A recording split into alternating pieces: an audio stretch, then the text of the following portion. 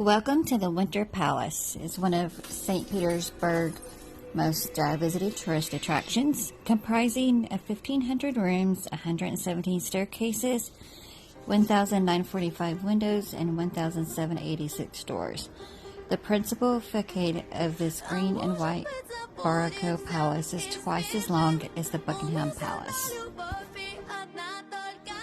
The first imperial residence on the site of the Winter Palace was a wooden house in the Dutch style built in 1708 for Peter the Great and his family.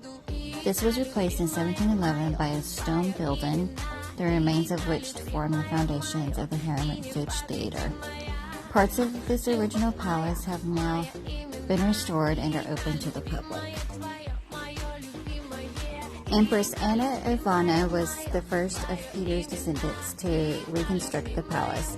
In 1731, she commissioned Francisco Bartolomeo Restella, the recently appointed court architect who would go on to become the recognized master of the late Baroque in Russia, to create a new, larger palace on the site. Completed in 1735, the Third Winter Palace served for only 17 years before Rastelli was again asked, this time by Empress Elizabeth, to expand the building. After 2 years proposing different plans to adapt the existing building, Rastelli eventually decided to completely rebuild the palace, and his new design was performed by the Empress in 1754. When Catherine the Great came to throne in 1762, the new palace was nearly complete, and although Catherine removed Rastelli from the project, his designs for the exterior of the building have remained almost completely unaltered to this day. The building forms a square with an interior courtyard accessed via 3 archways facing Palace Square. The richly decorated facades feature 2 levels of richly decorated iconic columns, and the parapets of the building are decorated with statues and vases. The original stone decorations were replaced with lighter metal substitutes 1892 to 1902. The palace is 22 meters high, and local planning regulations have prevented any buildings in the city center rising higher than this ever since.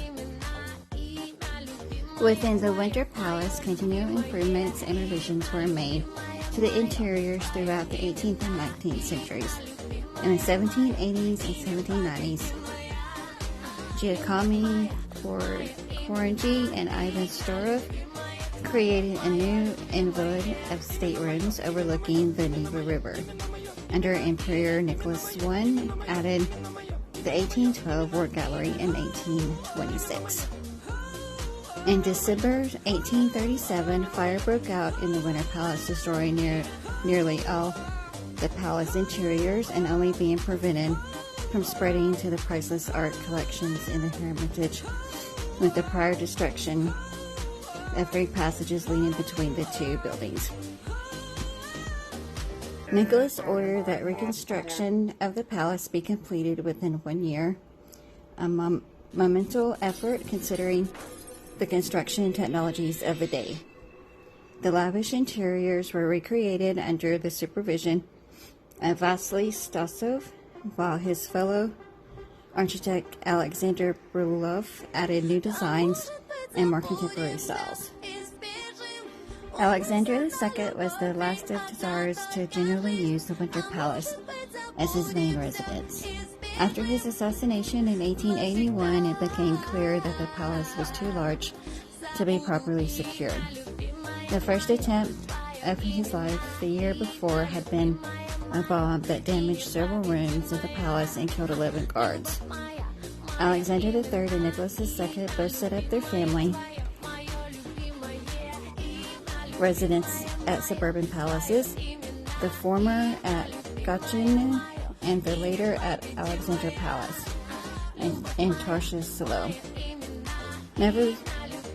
Nonetheless, anniversary of the reign of Tsar Alexander Mikhailovich, 1646 to 1676.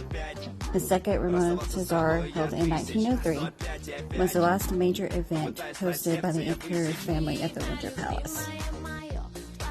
The Winter Palace was declared part of the State Hermitage Museum on October the 17th, 1917. Although initially Bolshevik policy was to remove all imperial symbols from the palace and use the premises as a museum of the Revolution, the restoration project of the 1940s and 50s, which followed further extensive damage to the building during the siege of Leningrad, saw the beginning of an ongoing process to return the imperial splendor of many of the palace's rooms. The staterooms of the Winter Palace now form one of the most popular sections of the Hermitage and are essentially viewing for all visitors to St. Petersburg. So I will put up the part 2, because there's so many rooms, and we visited this museum on the first day. We spent most of the afternoon going through the museum, and then we went for a late lunch, and we were supposed to be going back to the museum later that afternoon to do another part, but some of the girls in the group wanted to go to a synagogue that was located there in St. Petersburg because they're Catholic. So we all chose to go visit that instead because we're like, okay, we've already seen. So we decided to go with them to that. So those pictures will be coming up in the second part. So these are going to continue, and I hope you enjoy the rest of the video. Thanks for watching.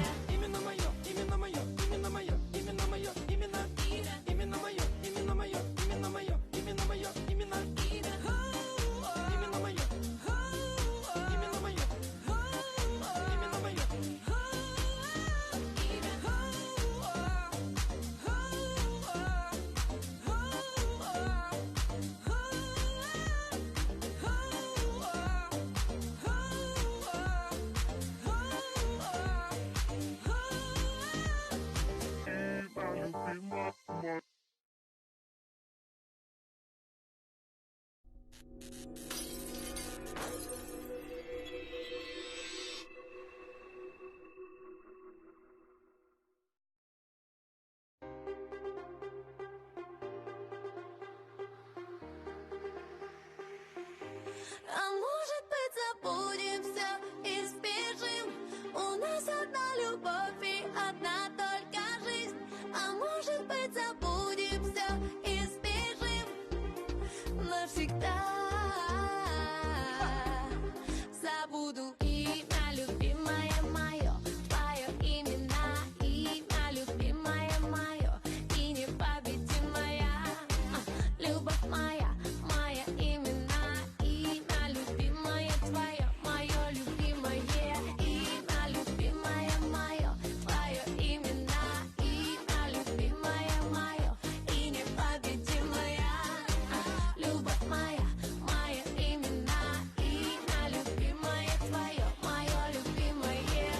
Опять и опять попытаюсь расставить все точки, попытаюсь понять или даже принять заморочки. 505, 505, расставался с тобой я тысяч, но опять и опять попытаюсь на сердце я высечь.